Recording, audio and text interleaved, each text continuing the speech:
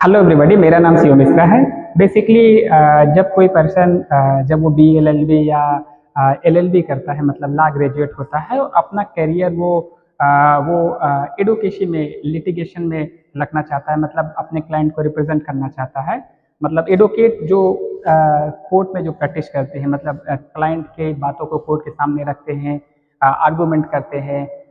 तो इस कंडीशंस में अगर वो प्रैक्टिस करना चाहता है तो डेफिनेटली उसको एक अच्छे सीनियर की रिक्वायरमेंट होती है क्रिमिनल लिटिगेशन में। अगर बेसिकली मैं आपको क्योंकि एलएलबी करने के बाद या लॉ ग्रेजुएट होने के बाद जरूरी नहीं है कि आदमी केवल वकील ही बने। ऐसा नहीं, वकील का जो डेफिनेशन है ऐसा नहीं है कि आदमी केवल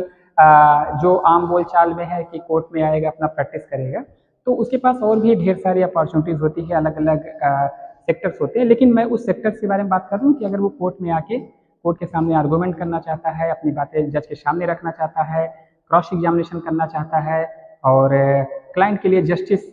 बेस लेवल पे जस्टिस करना चाहता है, तो अगर वो प्रैक्टिस करता है, सेशन कोर्ट में प्रैक्टिस करता है, डिस्ट्रिक्ट एंड सेशन कोर्ट में, ट्रायल कोर्ट में अगर वो प्रैक्टिस करता है तो उसको एक अच्छे सीनियर की जरूरत पड़ती है। एक अच्छा सीनियर किसी भी इस प्रोफेशन में, अगर आप एडवोकेसी के बारे में बात करें तो एक सीनियर की इम्पोर्टेंस सबसे ज़्यादा ज़रूरी होती है। आप, मेरा जो मानना है, जो बातें बिल्कुल सही भी हैं, कि आप किसी भी कॉलेज से आप ग्रेजुएट कीजिए, कोई भी ABC कॉलेज है, ठीक है, ये बिल्कुल सही है कि अच्छे कॉलेज से जब आप ग्रेजुएशन करते हैं तो आपको ढेर सारी अपॉर्चुनिटीज मिलती है, ढेर सारे लिंक्स मिलते हैं, ढेर सारे कनेक्शंस मिलते हैं। उनके ढेर सारे फंक्शंस होते हैं, मूट कोर्ट की प्रिपरेशन कराते हैं, कंपटीशंस कराते हैं, नए नए जजेस को इनवाइट करते हैं, तो आपको और टूर पे लेके जाते हैं। मतलब अच्छे इंस्टीट्यूट हैं जो पूरा जो कोशिश करते हैं कि एक अच्छे स्टूडेंट को डेवलप करें जिससे वो लोग अच्छा चीज़ें कर पाए। लेकिन लेकिन चीज़ें क्या है कि अगर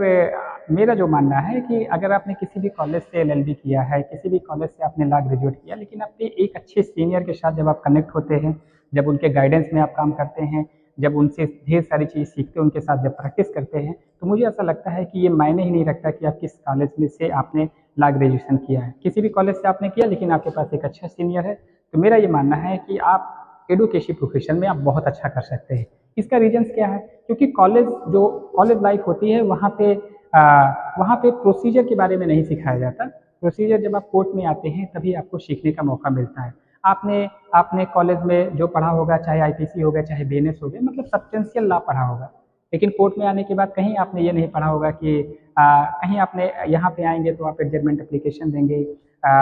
जैसे विटनेस को रिकॉल करने का एप्लीकेशन देंगे, क्रॉस एग्जामिनेशन करेंगे, आर्गूमेंट करेंगे, या फिर ढेर सारे जो प्रोसीडिंग है उस स्टेप में करते ही प्रैक्टिकल अप्रोच में ये कॉलेज में नहीं सिखाया जाता है। अच्छा सीनियर के पास जब आप आते हैं तो ढेर सारी चीज़ें आपको सिखाता है। अच्छा सीनियर के साथ जब आप कनेक्ट होते हैं तो आपको ढेर सारे मौके मिलते हैं। कैसे मौके मिलते हैं? जैसे जब अच्छा सीनियर आपके पास रहेगा, उसके पास ढेर सारे पहले से उससे रिलेटेड फाइल्स रहेगी, अलग अलग टाइप की फाइल्स रहेगी, अलग अलग ऑफेंस से रिलेटेड फाइल्स रहेगी, तो आपको वहाँ पे जानने समझने का मौका मिलेगा। जब आप अच्छे सीनियर के पास रहेंगे तो आपको मौका देंगे कि आपको अपनी बात कोर्ट में रखने के लिए छोटे छोटे बेल एप्लीकेशन पे आप आर्गूमेंट करेंगे, वो आपको कोई छोटे एप्लीकेशन पे आपको आर्गूमेंट करने के लिए देंगे। कुछ पिटी ऑफेंसेस है उसमें कंप्रोमाइज़ के लिए बताएंगे, कंपाउंडेबल ऑफेंस के बारे में बताएंगे। तो मतलब अच्छे सीनियर के साथ रहने से डेफिनेटली ये चीज़ें हैं कि आप बहुत जल्दी ग्रोथ करते हैं। इस प्रोफेशन में मेरा ये मानना है, जो बातें बिल्कुल सही है, एडवोकेसी प्रोफेशन में अगर कोई पर्सन अपना करियर बनाना चाहता है तो उसको एक अच्छे सीनियर उसके लिए मैंडेटरी, अच्छा सीनियर रहेगा। क्योंकि सीनियर के साथ जब आप रहते हैं तो इस प्रोफेशन में, अगर बेसिकली क्रिमिनल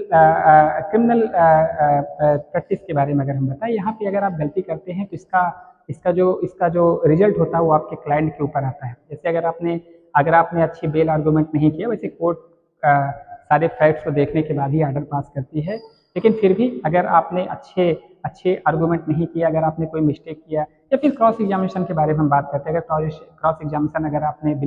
बिना आपको जाने समझे, बिना अपने गाइडेंस में, बिना सारी चीज़ें समझे अगर आपने किया, कुछ चीज़ें एडमिशन किया, तो आपकी अगेंस्ट में ही जाएगी।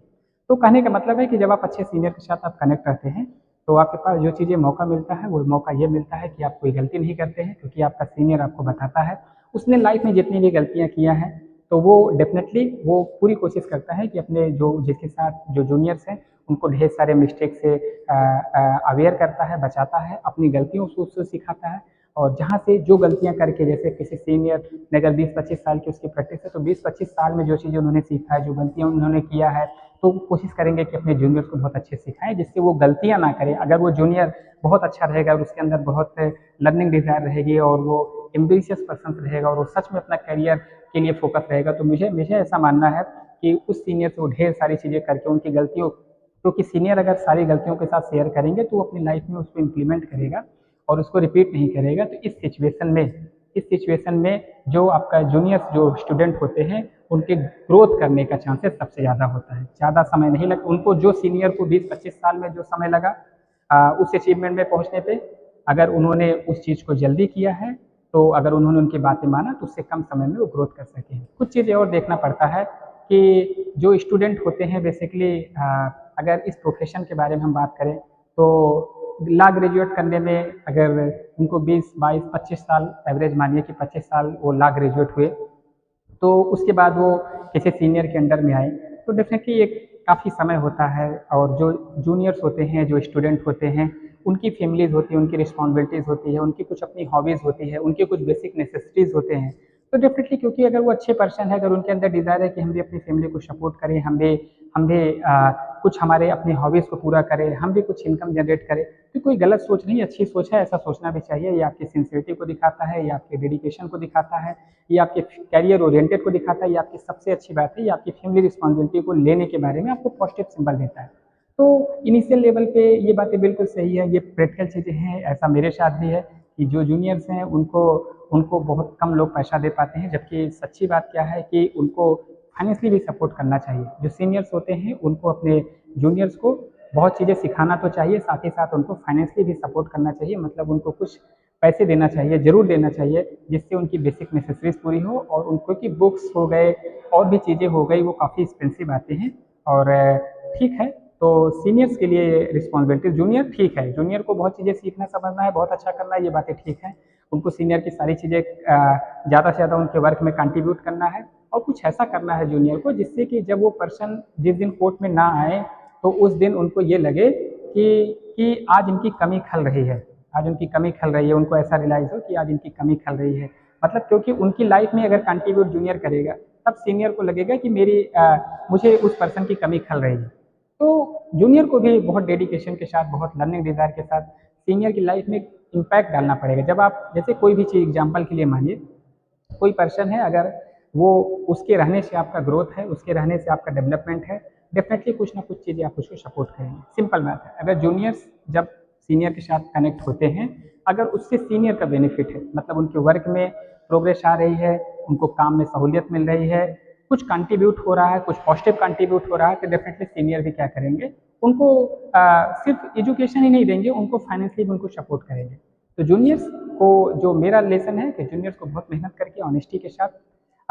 सीनियर के साथ पहले शुरू के समय में एडवोकेसी के लर्निंग डिज़ायर के कुछ समय में आपको बहुत मेहनत से सीखना चाहिए, क्योंकि एक बार अगर इस प्रोफेशन में अगर आपने सीख लिया तो आप कभी भी कहीं पे भी आप बहुत अच्छा ग्रो कर सकते हैं। सिर्फ अच्छा ग्रो ही नहीं कर सकते, आप अपने आने वाले समय में जो आपके जूनियर्स रहेंगे उनको भी बहुत अच्छा आप इन्वायरमेंट दे सकते हैं, उनको बहुत अच्छी चीज़ें सिखा सकते हैं, उनको भी अपने मिस्टेक कम समय में उनको ग्रोथ करने में आपका कंट्रीब्यूशन हो सकता है, मतलब आप एक अच्छे टीचर्स बन सकते हैं। जब आप एक अच्छा स्टूडेंट एक अच्छा टीचर बन सकता है तो आने वाले जनरेशन्स के लिए भी आप क्या कर सकते हैं, बहुत अच्छा उनको थॉट प्रोसेस दे सकते हैं, बहुत अच्छी थिंकिंग दे सकते हैं और बेहतर चीज़ें आप इस जुडिशरी के लिए भी बहुत ज़्यादा कंट्रीब्यूशन आप कर सकते हैं।